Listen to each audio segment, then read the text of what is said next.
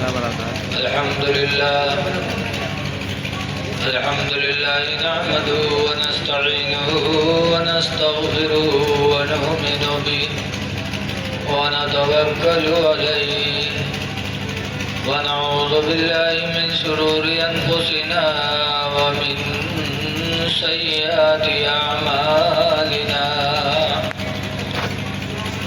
من يهد الله فلا مضل له ومن يضلله فلا هادي له ونشهد أن لا إله إلا الله وحده لا شريك له وأشهد أن سيدنا ومولانا محمدا عبده ورسوله صلى الله تعالى عليه وسلم أما بعد فأعوذ بالله من الشيطان الرجيم بسم الله الرحمن الرحيم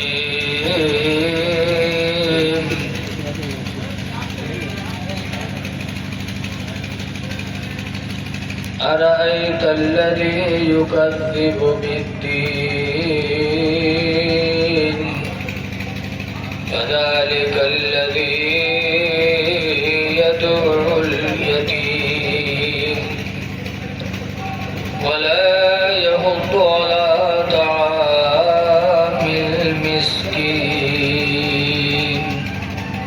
آمنت بالله صدق الله العلي العظيم درود شریف پڑھیے صلی اللہ علیہ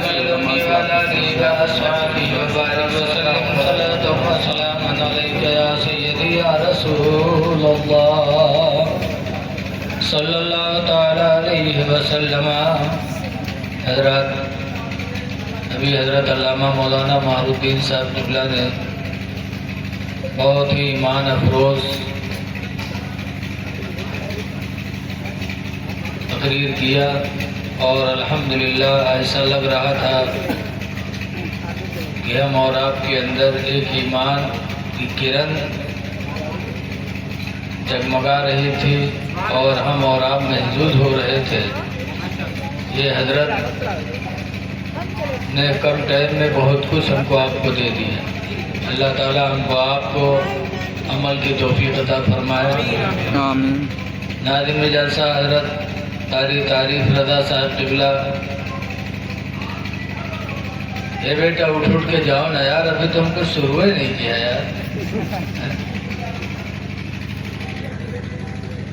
یہیں پہ موبائل دیکھیے 2 بجے رات، میلاد میں ہی ہے، اللہ جانے کا معاملہ۔ بڑی اچھی ندامت کرتے ہیں ماشاءاللہ، سب کو بیدار رکھتے ہیں۔ لائق تعریف ہے جناب محمد اسرائیل صاحب، جو ہمارے محب گرامی جناب محمد اعظم صاحب کے ماموں ہیں،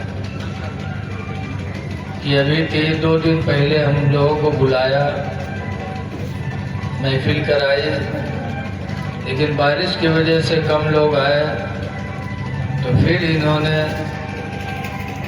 دوبارہ اتنا اچھا پروگرام رکھا اور اتنے علماء کرام کو بلایا۔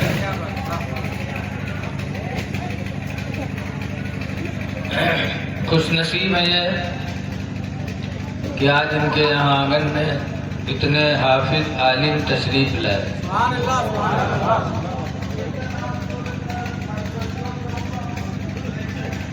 ہمارے آپ کے امام اعظم ابو حنیفہ رحمۃ اللہ علیہ تقریباً 65 سال کے تھے، تو ان سے پوچھا گیا تھا کہ حضور آپ کی عمر کتنی ہے؟ تو امام اعظم نے کہا تھا 2 سال۔ کہا 2 سال؟ کہا ویسے عمر تو میری 65 سال کی ہے، لیکن میں 2 ہی سال اپنی زندگی مانتا ہوں۔ کہا کیوں؟ کہا 2 سال مجھے حضرت امام جعفر صادق رضی اللہ عنہ کی صحبت میں گزارنے کو ملے تو اصلی زندگی میں وہی سمجھتا ہوں جو ایک اللہ والے کی صحبت میں گزر گئی۔ تو آج آپ کے سامنے ماشاءاللہ بہت سے لوگ ہیں، تھوڑی دیر آپ بیٹھیں گے، ہو سکتا ہے یہی نشست ہماری تمہاری بخشش کا ذریعہ بھی بن جائے۔ اور کیوں نہ اپنے نبی کی محفل کرائے، اس لیے کہ جو کچھ ملا ہے سب نبی کے وسیلے سے ملا ہے۔ اعلیٰ حضرت امام اہل سنت رضی اللہ تعالیٰ عنہ فرماتے ہیں کہ لا ورب العرش جس کو جو ملا ان سے ملا، لا ورب العرش جس کو جو ملا ان سے ملا، اور بٹتی ہے کونین میں نعمت رسول اللہ کی، بٹتی ہے کونین میں نعمت رسول اللہ کی۔ تو خوش نصیب لوگ ہیں جو نبی کی محفل سجاتے۔ دیکھیے اس دین کے لیے رسول اللہ صلی اللہ علیہ وسلم نے بڑی تکلیفیں اٹھائیں۔ مکہ کے لوگوں نے کہا تھا کہ آپ یہ تبلیغ بند کر دیجئے ورنہ میں آپ کو ابو طالب کے ہاتھے میں بند کر دوں گا۔ سرکار نے کہا تھا ٹھیک ہے بند کر دو، لیکن دین کی تبلیغ کہاں بند ہو پائے گی، اسی لیے تو اللہ نے مجھے بھیجا ہے۔ تو ابو طالب کا ایک ہاتھا تھا صوبے ابو طالب کے نام سے، تو اس کے اندر سرکار کو 3 سال کے لیے بند کیا گیا تھا۔ کتنے سال کے لیے؟ تو سرکار کے کچھ خاندان بنو ہاشم کے لوگ بھی اسی میں چلے گئے تھے، ان کو بھی بند کیا گیا تھا ان کا ساتھ دینے کی وجہ سے، بغیر دانا پانی کے۔ آج جیل میں کوئی بند ہوتا ہے تو ان کو کھانا ملتا ہے، بولو پانی ملتا ہے، سب کچھ ملتا ہے، لیکن حضور کو صوبے ابو طالب میں بند کیا گیا 3 سال بغیر دانا پانی کے۔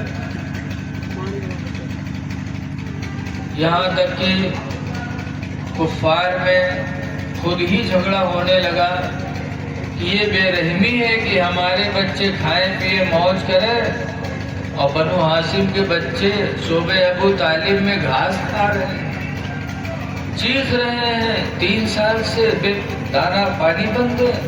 یہ انسانیت کے خلاف ہے۔ ہر دھرم میں کچھ نہ کچھ صحیح دل و دماغ والے ہوتے ہیں۔ تو سرکار نے غیب کی خبر دی تھی کہ مکہ والوں سے کہہ دو مجھے کیوں بند کیے ہیں۔ جو کاغذ لکھ کر کے کعبے میں لٹکایا گیا تھا اس کاغذ کو دیمک نے کھا لیا ہے، صرف اس پر لفظ اللہ لکھا ہوا ہے، باقی سب دیمک نے کھا لیا۔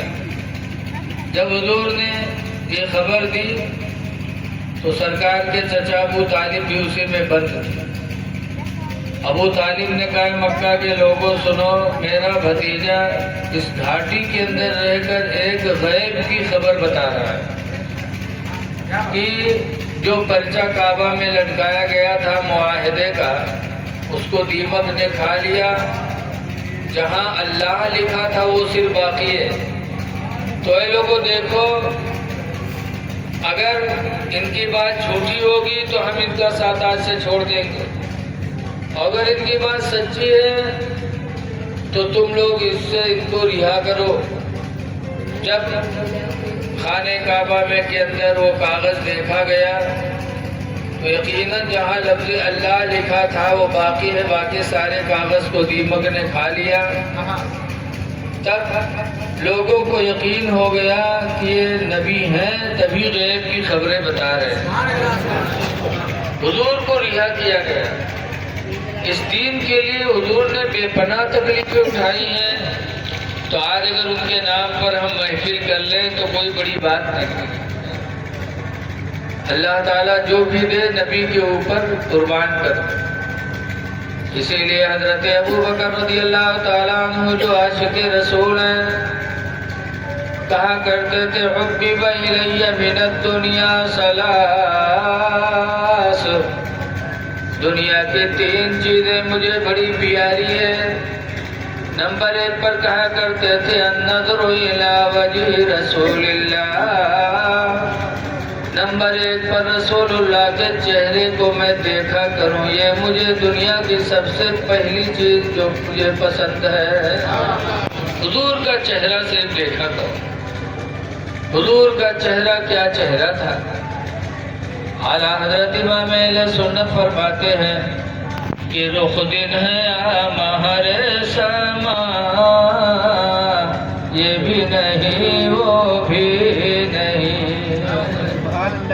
رخ یعنی سرکار کا چہرہ، دن ہے یعنی سورج ہے، یا مہر سما یا آسمان کا چاند ہے۔ اعلیٰ حضرت فرماتے ہیں سورج کہا جائے یہ بھی غلط اور چاند کہا جائے یہ بھی غلط، کہ چاند و سورج سے نبی کے چہرے کو تشبیہ دینا غلط ہے، کیونکہ چاند و سورج کو جو روشنی ملی ہے وہ نبی سے ملی ہے۔